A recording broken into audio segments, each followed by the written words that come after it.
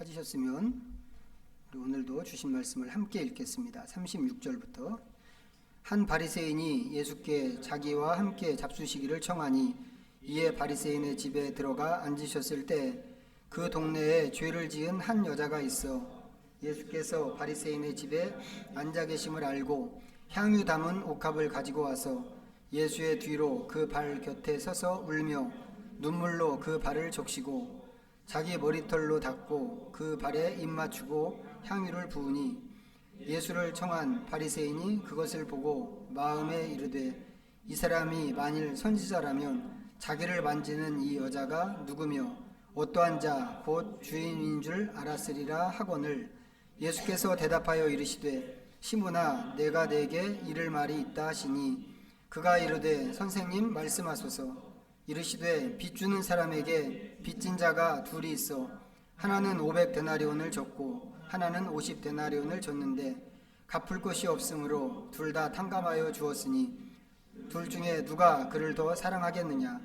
시몬이 대답하여 이르되 내 생각에는 많이 탕감함을 받은 자이니이다. 이르시되 내 판단이 옳다 하시고 그 여자를 돌아보시며 시몬에게 이르시되 이 여자를 보느냐. 내가 내 집에 들어올 때 너는 내게 발 씻을 물도 주지 아니하였으되 이 여자는 눈물로 내 발을 적시고 그 머리털로 닦았으며 너는 내게 입 맞추지 아니하였으되 그는 내가 들어올 때로부터 내 발에 입 맞추기를 그치지 아니하였으며 너는 내 머리에 감람유도 붓지 아니하였으되 그는 향유를 내 발에 부었느니라. 이러므로 내가 네게 말하노니 그의 많은 죄가 사하여졌도다. 이는 그의 사랑함이 많음이라. 사함을 받는 일이 적은 자는 적게 사랑하느니라. 이에 여자에게 이르시되 내 죄사함을 받았느니라 하시니 함께 앉아있는 자들이 속으로 말하되 이가 누구이기에 죄도 사하는가 하더라. 예수께서 여자에게 이르시되 내 믿음이 너를 구원하였으니 평안히 가라 하시니라. 아멘. 예수님에게 향유를 부은 여인, 어떤 여인 이야기입니다. 향유를 부은 여인인데 혹시 이 여자가 누구인지 혹시 아시나요? 아니면 이 여자가 누굴까 이런 궁금함 같은 거 갖고 계시나요? 성경을 연구하는 분들 사이에 보면 이제 오래전부터 이 여인이 누굴까에 대한 토론이 좀 있었습니다. 어떤 사람은 막달라 마리아일 거다 이제 이렇게 이야기하는 사람들이 좀 있고 또 어떤 사람들은 아니다 이제 이건 막달라 마리아하고 전혀 다른 사람이다 이렇게 주장하는 사람들이 이제 또 이제 있고 그랬습니다. 뭐 우리도 이제 종종 이제 그런 모습들을 보이기는 합니다만 이제 어떤 때 보면 사람이 정말 쓸데없는 것에 이렇게 좀 관심 갖고 호기심 갖고 궁금해하고 뭐 이러는 게 있죠. 인간의 호기심과 궁금증이라고 하는 게 이제 그렇게 만드는 것인데, 근데 또 이제 좋은 것도 있습니다. 이제 어떤 때 보면 이 호기심이나 궁금증이 이제 우리가 몰랐던 아주 놀라운 어떤 사실을 발견하게 하기도 하고 또 그것이 발명으로 또 이어지기도 하고 이제 그렇습니다. 이제 어쨌거나 인간 특유의 그런 호기심이 이제 오늘 이 말씀을 보는 이제 여러 사람들한테도 또 그대로 적용이 돼서 이제 그런 질문들을 이제 하게 하는 건지도 모르겠습니다. 이 여자는 도대체 누굴까? 이제 성경에서 이 예수님에게 향유를 부은 여자들 이야기가 좀 나옵니다. 찾아보면 놀랍게도 사복음서가 다 다루고 있는 이야기가 예수님에게 향유 붓는 여인 이야기입니다. 그래서 마태, 마가, 누가, 요한 복음 모두에서 한 번씩은 이제 이런 여자 이야기를 하고 있는데 또 그 이야기들을 이렇게 나란히 놓고 비교를 해보면 그 이야기들이 다 조금씩 다릅니다. 희한하게. 예를 들면 어떤 사람은 예수님의 머리에 향유를 부었는데 또 어떤 데서는 이제 오늘 말씀 같은 데는 예수님의 발에 향유를 부은 것으로 그렇게 되어 있단 말이죠. 어떤 데는 또 베다니 마을에서 이제 이 일이 있었다 이제 이렇게 이야기하는데 또 다른 데서는 갈릴리의 어디라고 이제 이렇게 이야기하는 곳도 있고, 오늘 말씀의 경우에는 바리새인 시몬의 집이라고 이렇게 이야기하는데, 또 다른 데서는 나병 환자 시몬의 집이라고 이렇게 이야기하는 데가 있습니다. 이런 차이점들이 있단 말이죠.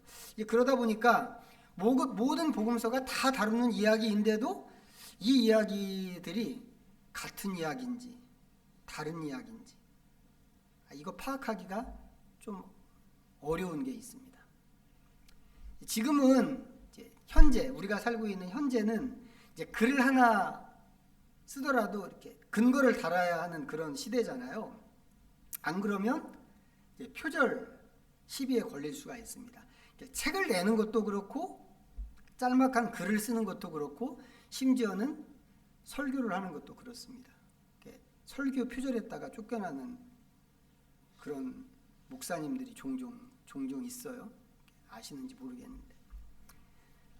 지금은 그런 시대란 말이죠. 하지만 옛날에는 그러지 않았죠. 옛날에는 안 그랬을 뿐만 아니라 그런 개념 자체가 없었습니다. 그런 시대에, 그런 개념이 없던 시대에 성경은 어떻게 기록되었을까요?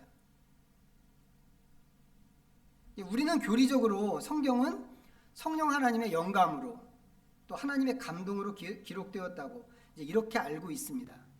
그러면서 이제 성경은 하나님의 영감으로 기록되었어 라고 믿고 있는데, 그 성령의 영감이라고 하는 것이 이제 은근히 우리가 어떻게 생각하는가 하면 하나님이 불러주신 말씀을 그대로 틀리지 않게 그대로 받아 썼어야 했을 것 같은 그런 생각이, 그런 마음이 우리 안에 은근히 있습니다. 그렇게 해야만 정확한 말씀이 우리에게 전달될 수 있고, 또 그렇게 해야만 그 말씀이 정확한 말씀이라고 할 수 있을 것 같아서 그러는 거라고 생각합니다. 그런데 좀 다르죠. 실제로는 이제 지금 우리 누가복음 계속 보고 있는데, 누가의 경우를 보면 누가복음을 그렇게 기록하지 않았다 이야기하고 있습니다. 그런 식으로 기록하지 않고 누가가 자료를 모아서 기록한 것으로 누가복음 서두에 1절부터 이렇게 보면 서두에 그렇게 밝히고 있습니다. 그러면 그 시절에 누가는 자료를 어떻게 모았을까? 이런 것도 되게 궁금해요. 지금처럼 인쇄술이 발달해서 뭐 아무나 지금은 아무나 책을 낸단 말이에요. 근데 그렇지만 2000년 전에는 아무나 책을 낼 수 있는 그런 때도 아니고, 또 필요한 자료들이 이렇게 문서로 기록돼서 어디에 잘 보관되어 있는 그런 세상도 아니었단 말이죠. 누가복음 같은 경우는 기본적으로 편지입니다. 데오빌로에게 보내는 편지였죠. 편지로 쓴 글이 이제 이렇게 복음서로 인정이 된 건데, 이걸 쓰기 위해서 자료를 모은다고 할 때 누가는 어떻게 했을까? 주로 할 수 있는 게 그 당시에는 현장을 방문하고 또 사람들 만나서 있었던 일, 그 전에 있었던 일을 듣는 뭐 그런 수준이었겠죠. 지금은 그런 방식을 인터뷰라고 아주 고급스럽게 표현을 하는 게 있습니다만, 실상은 뭐예요? 필요한 것과 궁금한 것을 묻고 듣고 하는 그런 수준이란 말이죠. 이제 그 과정에서 첫 번째로 중요한 사람은 누군가 하면 실제 경험한 사람입니다. 예수님 직접 만나고 직접 듣고 예수님의 가르침을 받고 했던 사람이 제일 중요하죠. 지금식으로 하면 그런 사람이 1차 자료인 거예요. 1차 자료. 그리고는 이제 그 사람들을 제해놓으면 그 다음으로 중요한 사람이 들은 사람이죠. 전해 들은 사람. 야, 내가 옛날에는 그랬어 라고 전해 들은 사람. 이건 이제 2차 자료에 해당하는 사람들입니다. 그런 사람들을 그렇게 만나서 듣게 되면 그게 누가가 모은 자료가 되는 것입니다. 하지만 그렇게 자료를 모았다고 해도 모은 것을 다 쓸 수는 없습니다. 지금도 마찬가지예요. 지금도 여기저기서 자료를 모아서 글을 쓰고 책을 내고 하는데, 모은 자료를 다 쓰는 법은 없습니다. 어떤 것을 쓰고 어떤 것은 버려야 하는데, 이거 누가 정하나요? 글 쓰는 작가가 정하는 겁니다. 무엇을 쓰고 무엇을 버릴지 그걸 먼저 정하는 거죠. 정하고 글의 뼈대를 어떤 구조로 글을 쓸까 뼈대를 잡고 그 뼈대에 맞춰서 수집한 자료를 배치하고, 그리고 그 순서에 맞춰서 이제 글을 다듬어서 썼을 것입니다. 요한복음도 보면 요한복음도 그런 식으로 글을 썼다고 이렇게 보도하는 게 있습니다. 그러면 마태나 마가는 어땠겠어요? 그 사람들도 똑같았을 거라는 말이죠. 왜? 같은 시대니까. 그런데 그 과정에서 문제가 되는 것이 뭐냐면 사람의 기억입니다. 기억. 우리가 경험을 해봐서 아는데 사람의 기억이라고 하는 게 정확한 기억을 갖고 끝까지 계속 갖고 갈 수 있는 거 아니잖아요. 어떤 것은 희미해지는 것이 있고 들은 것은 말할 것도 없고 직접 경험한 것도 그렇습니다. 경험했는데 시간이 지나면서 희미해지는 게 있고 어떤 것은 그런 일이 있었나 싶은 것도 있고 또 어떤 것은 아주 까맣게 잊어버려서 하나도 생각이 안 나는 그런 경우도 있습니다. 이렇게 되면 같은 사건이라도 어떻게 되겠어요? 사람마다 약간씩 다르게 기억될 수가 있다고 하는 것입니다. 그렇다면 사복음서가 다루는 조금씩 다른 향유를 부은 이 여자 이야기도 어쩌면 같은 사건일 수도 있겠다. 이런 생각이 들기도 합니다. 물론 아닐 수도 있습니다. 길 수도 있고 아닐 수도 있습니다. 제가 지금 무슨 얘기를 하고 있는 거예요? 길 수도 있고 아닐 수도 있는 얘기, 이 하나만한 소리를 하기 위해서 이렇게 긴 얘기를 지금 하고 있는데 이렇게 하는 이유는 오늘 본문에 나오는 이 여자를 우리가 어떻게 규정해야 하는가 싶어서 그렇습니다. 오늘 사건에서 이 여자는 아무 설명 없이 그냥 쑥 들어옵니다. 이 이야기 속에 그냥 쑥 들어와요. 예수님께서 식사하러 들어가신 바리새인 시몬의 집에 이 여자가 그냥 쑥 들어옵니다. 이 사람은 초대받은 사람도 아니에요. 단지 예수님이 거기 계시다고 하는 그 이야기를 듣고 간 것입니다. 그런데 갈 때 향유 담은 옥합을 준비해 갖고 갔습니다. 그럼 궁금하단 말이죠. 이 여자는 예수님을 어떻게 아는 사람일까? 만약에 이 여자가 막달라 마리아처럼 예수님의 도움을 직접적으로 얻은 사람이라고 한다면, 아니면 나사로의 동생, 죽었다가 살아난 나사로의 동생 마리아처럼 집안 전체가 예수님과 어떤 친분을 갖고 있는 사람이라면 이런 식으로 등장해도 이상하지 않죠. 하나도 이상하지 않습니다.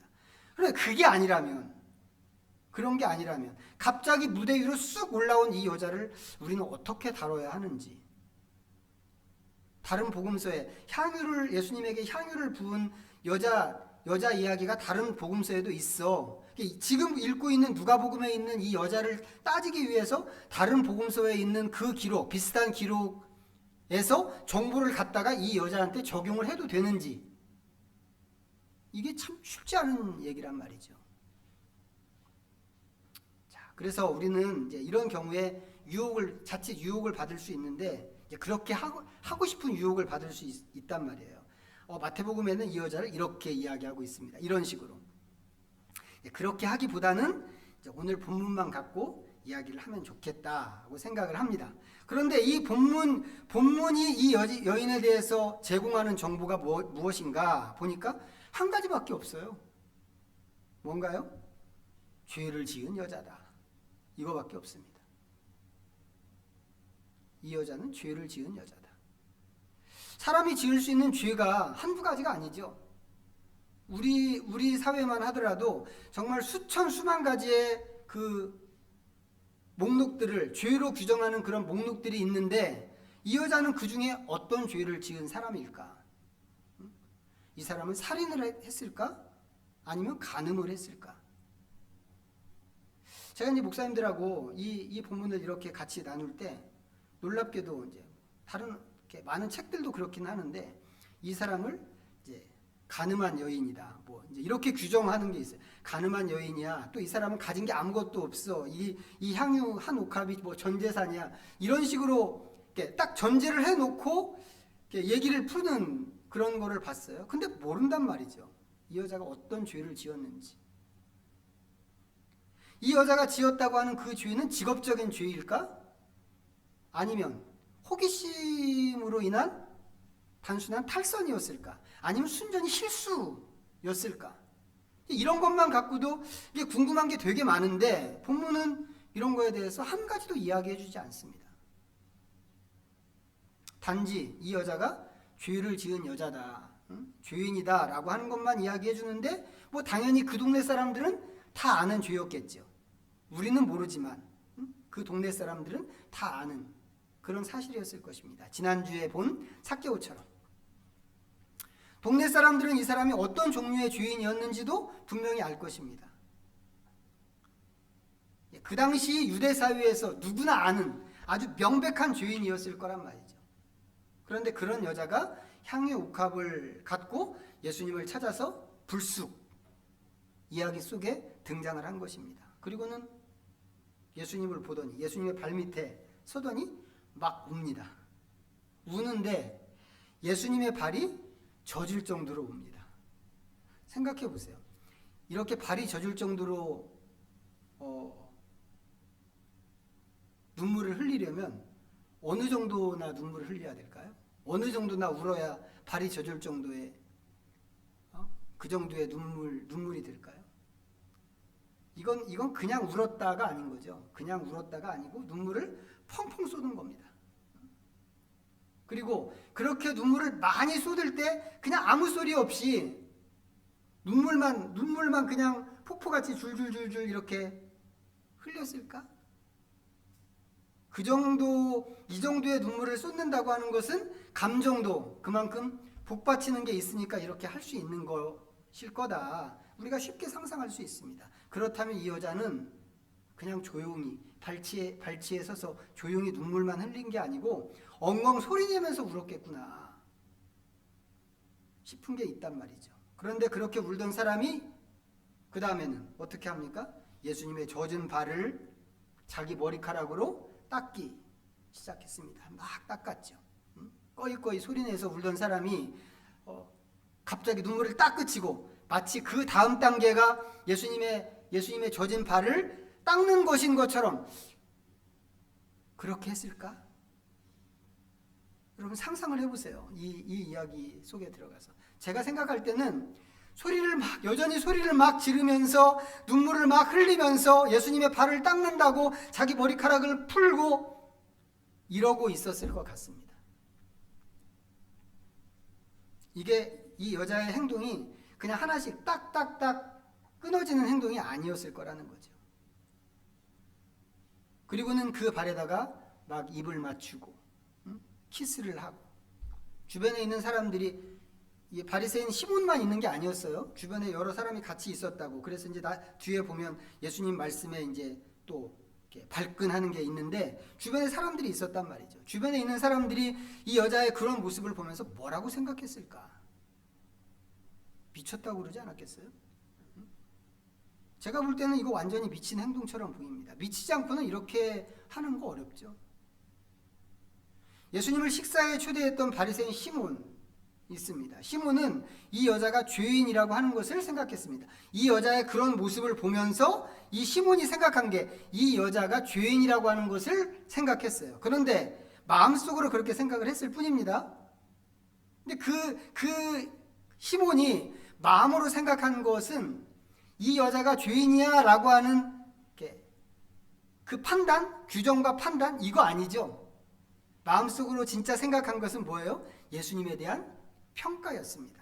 이 양반이 선지자라고 하는데 선지자라고 하면서 이 죄인 여자가 이러고 있는데 왜 가만히 있지?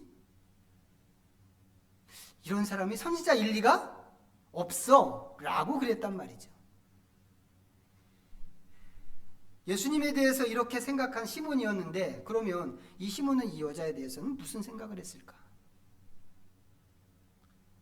죄인인 것도 혐오스러운데 아주 이제 미쳐버렸구나 이렇게 생각하지 않았겠어요? 미쳐도 아주 더럽게 미쳤다고 제가 상상할 때는 그랬을 것 같습니다. 그런데 예수님께서 여자의 그런 행동을 사랑이라고 그러시는 겁니다. 오늘 말씀에 47절 한번 보실까요? 다시 한번 읽어보겠습니다. 47절 시작. 이러므로 내가 네게 말하노니 그의 많은 죄가 사하여졌도다. 이는 그의 사랑함이 많음이라. 사함을 받은 일이 적은 자는 적게 사랑하느니라. 뭐가 사랑인가요? 정확하게는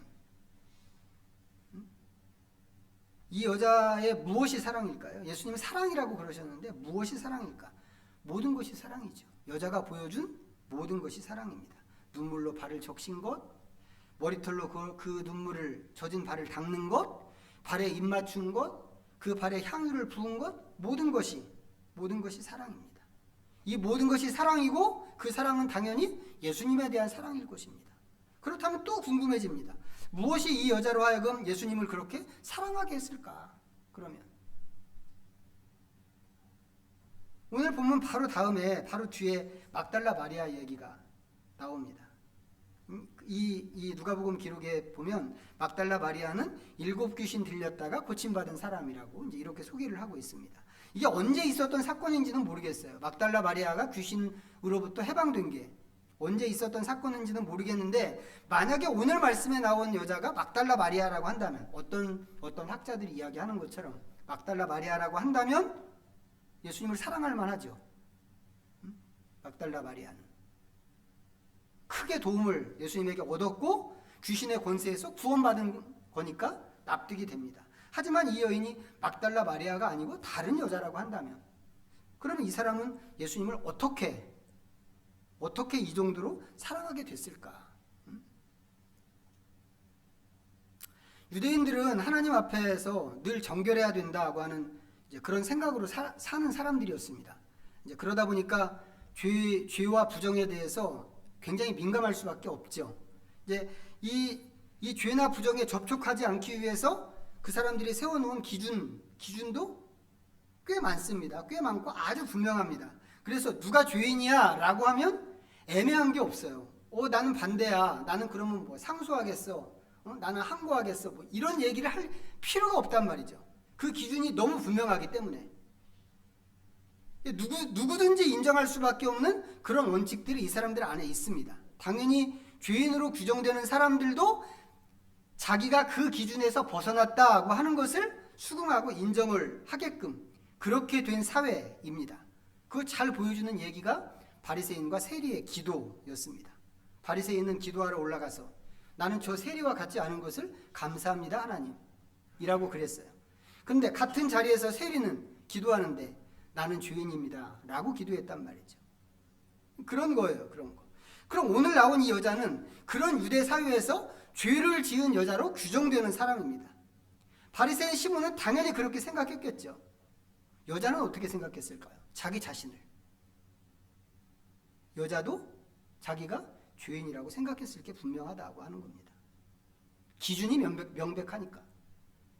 지난주에 삭개오를 이야기하면서 예수님에 대한 소문을 삭개오가 들었을 것이다. 이런 말씀 드렸습니다. 이스라엘 전국뿐만 아니라 그 넘어 경계를 넘어 이방인 지역까지 예수님의 소문이 아주 파다하게 퍼졌으니까 분명히 그랬을 것입니다.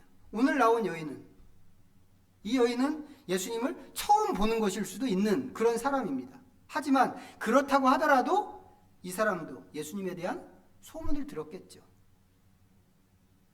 자기는 죄인인데 예수님에 대한 소문은 들었을 것입니다. 근데 예수님에 대한 소문이 뭐였어요? 그 사람이 메시아일지도 몰라. 메시아래. 소문이라고 하는 게 이제 막 이렇게 덧붙여지는 게 있잖아요. 메시아야. 메시아가 오셨어. 뭐 그런 소문이 있을 수 있고. 병을 고쳐주신대. 뭐 그런 소문이 있을 수 있는데 여러 가지가 있을 수 있습니다. 예수님에 대한 소문이. 근데 그 중에 하나가 세리와 죄인의 친구래. 라고 하는 소문도 있었다는 겁니다.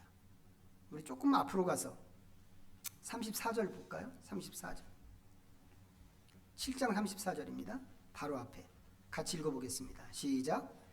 인자는 와서 먹고 마시매 너희 말이 보라 먹기를 탐하고 포도주를 즐기는 사람이요 세리와 죄인의 친구로다 하니. 이 소문이죠. 많은 사람들이 특히 바리새인들 세계에서는 예수님을 이렇게 규정하는 게 있단 말이죠. 이게 소문이 쭉 나는 거죠. 우리나라 사람들은 사랑이라고 하면 사랑을 아주 특별한 감정이라고 생각하는 뭐 그런 경향이 있습니다. 그렇기 때문에 사랑이라고 하는 말을 뭐 그렇게 함부로 사용하지는 않죠. 하지만 사랑이라고는 하지 않더라도 이런 거는 있을 수 있어요. 가슴에 은근히 자리 잡는 그런 어떤 따뜻한 감정, 좋은 마음, 이런 것들은 꼭 사랑이라고 하지 않더라도 그런 마음이 생길 수 있죠. 그냥 생각만 해도 누군가를 생각하면 그 사람 참 좋은 사람이지 하면서 이렇게 따뜻해지는, 또 그 사람이 잘 되기를 바라는 그런 마음, 그런 감정들이 있을 수 있습니다. 한 번도 본 적이 없어도 그런 사람이 있지 않나요, 여러분들은? 저는 그런 사람들이 있거든요. 여러 있습니다. 운동선수 중에서도 그런 사람이 있고, 배우 중에서도 그런 사람이 있고, 정치인 중에서, 또 정치평론가 중에서, 아니면 언론인 중에서 그런 사람들이 여러 있습니다. 근데 어떤 때는 제가 그렇게 생각하는 그런 마음을 품고 있는 그 사람이 하는 작은 행동 하나에 제가 싹 감동이 되는 경우가 있습니다. 감동이 돼서 나도 모르게 눈물이 나거나, 어떤 때는 그 사람이 하는 일에 대해서 제가 마음으로 응원하는 그런 때도 있습니다. 어떤 때는 돈을 보내기도 하죠. 어떤 때는 직접 참여하기도 하죠. 만약에 누가 그런 저를 보면서 야, 너 그 사람 사랑해? 너 걔 사랑해?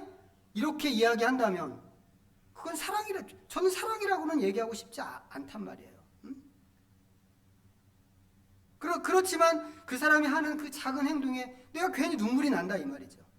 그 사람이 하는 일이 너무 소중하다고 생각하기 때문에 내가 그 사람한테 후원도 한단 말이죠. 그 사람이 하는 일이 더 잘 되기를 바라는 그런 마음으로 또 시간을 내서 참여하기도 한단 말이죠.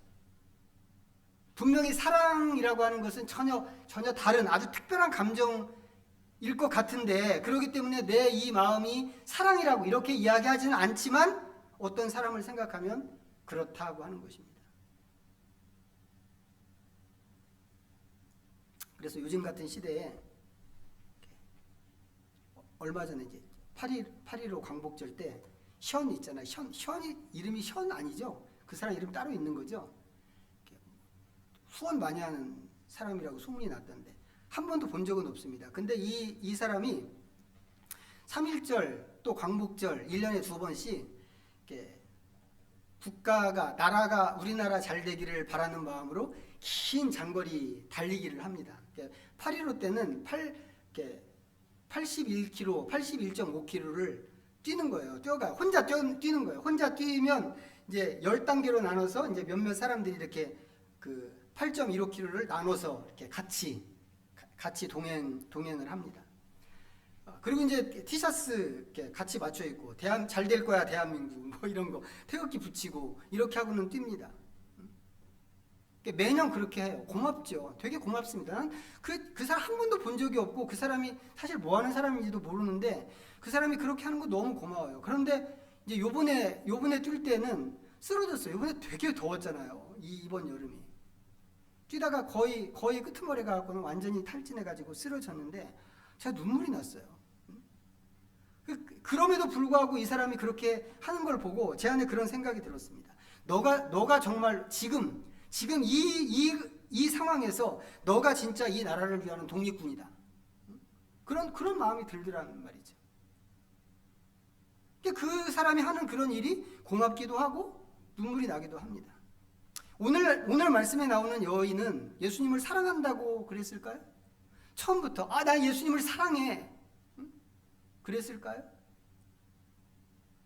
영국 축구 팬들이 손흥민을 얘기할 때 사랑한다고 그렇게 자주 이야기하는 거 보는데 그런 식으로 하면 예수님을 사랑한다고 이야기할 수도 있을 것 같습니다. 하지만 제 경우는 저도 영국 사람들 못지않게 손흥민 좋아하거든요. 좋아하지만 손흥민을 사랑한다고 이렇게는 이야기하지 않습니다. 그렇지만 손흥민이 잘 되기를 바랍니다. 그리고 요 앞에 얼마 전에 손흥민이 이렇게 히살리송인가 하는 그 친구 막 등을 밀어주면서 박수 좀 쳐주라고 이렇게 하는 그 장면 봤는데 제가 손흥민의 그 아무것도 아닌 그 장면을 보면서 눈물이 났어요. 그리고 너무 고맙고 손흥민이 그렇게 하는 게 너무 고마웠습니다. 그래 너 정말 대범한 사람이다. 너가 진짜 남자고 너가 정말 훌륭한 사람이다. 잘했다. 그런 마음이 제 안에 있었단 말이죠. 그렇지만 내가 손흥민을 사랑해 이렇게는 제가 얘기하지 않거든요. 이건 뭐 어떻게 보면 동서양의 차이라고 할 수 있지만 저는 여인의 마음이 그런 것이 아닐까? 나는 예수님을 사랑해. 나는 끔찍히 사랑해. 나는 어떤 남자보다 예수님을 사랑해. 이런 거하고는 다른 문제, 다른 감정이었을 거라는 생각이 든단 말이죠.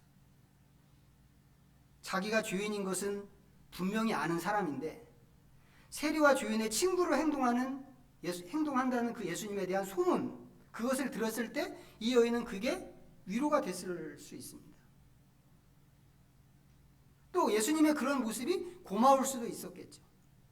본 적은 없지만 예수님을 생각하면 그 자체가 너무 좋다고 이런 생각이 들 수 있었을 것 같습니다. 옆에 계시다면 빈대떡이라도 하나 만들어다 주고 싶은 그런 마음이란 말이죠.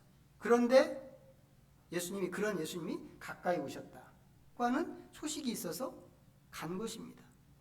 무엇이라도 예수님께 주고 싶어서 향유를 준비해 갖고 간 것이죠.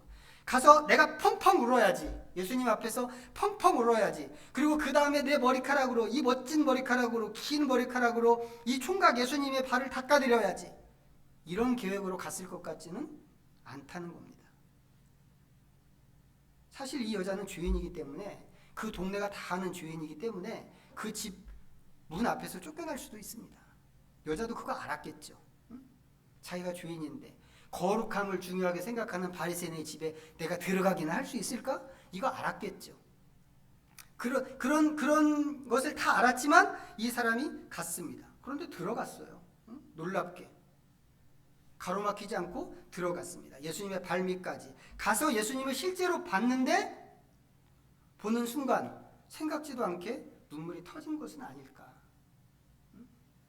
그럴 때 있잖아요. 우리 생각지도 않아. 내가 울려고 작정하지 않았는데 어느 순간에 갑자기 마음에 타치가 되면서 막 서럽게 그렇게 우는 그런 때도 우리한테 좀 있지 않냐 말이죠.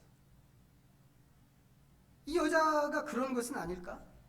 그 여자 스스로가 너무 당황해서 급하게 자기 머리카락으로 눈물을 닦는다고 이렇게 한 것이기가 쉽겠다고 하는 겁니다. 그런데 예수님께서 여인의 그것을 사랑이라고 그러셨다고 하는 겁니다. 특이한 것은 50절입니다. 본문으로 다시 돌아가셔서 50절 또 읽겠습니다. 50절 시작. 예수께서 여자에게 이르시되 내 믿음이 너를 구원하였으니 평안히 가라 하시니라. 지금까지는 앞에서는 시몬에게 예수님 말씀하셨어요. 말씀하시면서 이 여자의 행동이 네 행동하고 어떻게 다른가 봐봐 라고 하면서 이 여자의 행동을 사랑이라고 시몬에게 그렇게 말씀을 하셨어요. 그런데 바로 뒤돌아서서 여자한테는 그것을 믿음이라고 이렇게 또 말씀을 하셨어요. 뭐가 진짜일까요? 여자의 행동은 믿음일까요? 사랑일까요? 우리는 일반적으로 믿음이라고 하면 그건 머리로 푸는 문제라고 생각하는 게 있습니다. 비해서 사랑은 가슴으로 푸는 문제라고 생각하는 게 있죠. 그래서 전도할 때도 믿음을 얘기하면서 이게 이제 논쟁으로 가는 경우들이 왕왕 있단 말이죠. 논리적으로 납득하고 그것을 인정하고 하면 그게 믿음이라고 생각하는 게 우리 안에 분명히 있습니다.